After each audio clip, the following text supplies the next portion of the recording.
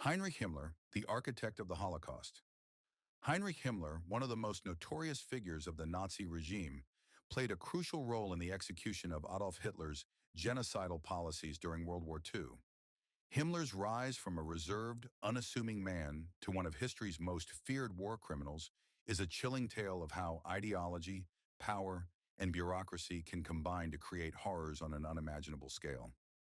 As head of the Schutzstaffel, SS, Himmler was the architect of the Holocaust and one of the key figures responsible for the systematic murder of 6 million Jews and millions of others during the war. Born on October 7, 1900 in Munich, Heinrich Himmler grew up in a conservative Catholic family. His father, a schoolteacher, was deeply religious and instilled in his son a sense of discipline and order. Young Heinrich excelled academically and was particularly drawn to biology and history, but he was not a natural leader or military figure. In fact, during World War I, Himmler attempted to join the German military, but was never deployed to the front lines due to the war ending shortly after his enlistment. After the war, Himmler's life took a direction that would set him on a dark path. Germany, reeling from its defeat in World War I and suffering under the punitive Treaty of Versailles, became fertile ground for extremist ideologies. Like many young Germans of the time, Himmler found himself drawn to the burgeoning nationalist movements that sought to restore Germany to its former glory. However, what distinguished Himmler was his particular fascination with racial purity, Aryan superiority, and mysticism, ideas that would become central to his later policies. In 1923, Himmler joined the National Socialist German Workers' Party, NSDAP, commonly known as the Nazi Party, after being inspired by Adolf Hitler's failed beer hall putsch. Although initially an obscure figure within the Nazi Party, Himmler worked tirelessly to make connections, proving himself as a loyal and hardworking member. He rose steadily through the ranks, and in 1929, he was appointed head of the SS, a paramilitary group that was initially created as Hitler's personal bodyguard unit. Under Himmler's leadership, the SS grew from a small unit into a vast organization that would become one of the central instruments of terror in Nazi Germany. Himmler was not a charismatic leader in the traditional sense. He lacked Hitler's powerful oratory and Joseph Goebbels' propaganda skills, but he was ruthlessly efficient and deeply committed to the Nazi cause. His success within the Nazi Party stemmed from his meticulous attention to detail, his ability to build a powerful bureaucratic apparatus, and his unshakable loyalty to Hitler. In the early 1930s, Himmler focused on transforming the SS from a protective unit into an elite force that would control all aspects of life in Nazi Germany.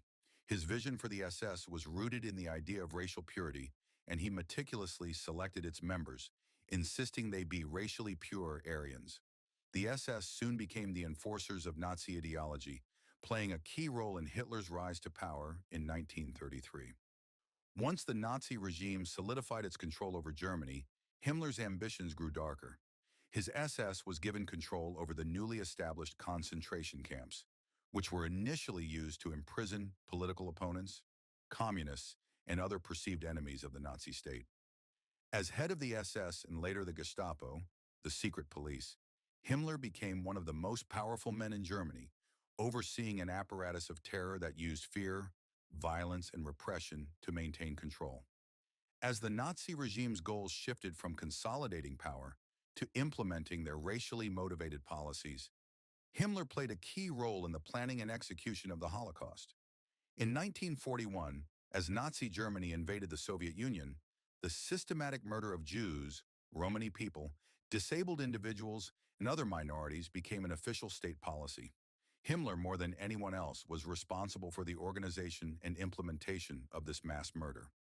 It was under Himmler's direct supervision that the network of concentration and extermination camps, including Auschwitz, Sobibor, and Treblinka, were constructed and operated.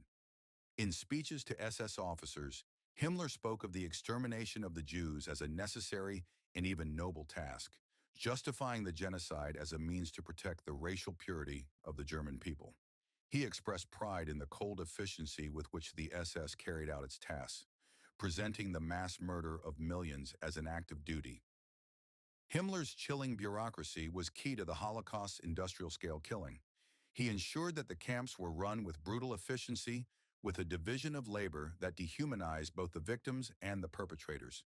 The infamous gas chambers, where millions of Jews and other victims were murdered, were seen by Himmler as an innovation that allowed for clean mass murder. His speeches to the SS reveal a man who was not only detached from the suffering he caused, but also deeply convinced of the moral righteousness of his actions. As World War II progressed and Germany's defeat became inevitable, Himmler's power began to wane.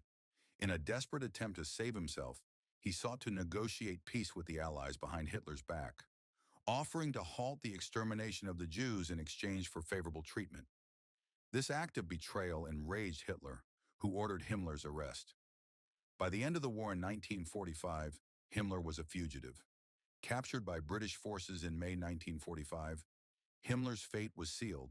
However, rather than face trial for his crimes, he chose to commit suicide by ingesting a cyanide capsule. His death denied the world the opportunity to see one of history's greatest criminals brought to justice. Himmler's legacy is one of unparalleled cruelty and inhumanity. His bureaucratic mind, combined with his fanatical commitment to Nazi ideology, made him the perfect architect of the Holocaust. Unlike Hitler, whose personality and charisma dominated the Nazi movement, Himmler's evil lay in his cold, calculated efficiency. He was not a man who thrived on violence for its own sake, but rather one who believed he was carrying out a higher moral duty in the extermination of millions of innocent people. His story is a chilling reminder of how dangerous the combination of ideology, power, and bureaucracy can be when left unchecked. Thank you for watching Telltime Tales. Don't forget to like, comment, and subscribe. Hit the bell icon to stay updated with our latest stories. Until next time, keep exploring the past.